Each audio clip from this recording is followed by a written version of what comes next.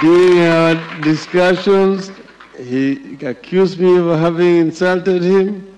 I also told him he also insulted me. He called me Kimundu Muguruki.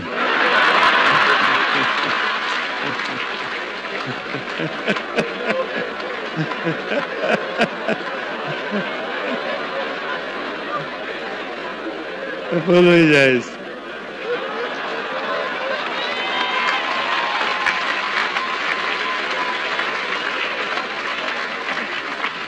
A few moments later.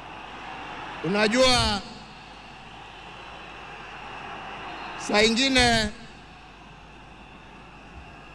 baada ya kazi tukiwa tulia kidogo hapo nini, tunapewa kitu kidogo hapo. Kwani mnacheka? Mimi kitu kidogo nasema uji na chai.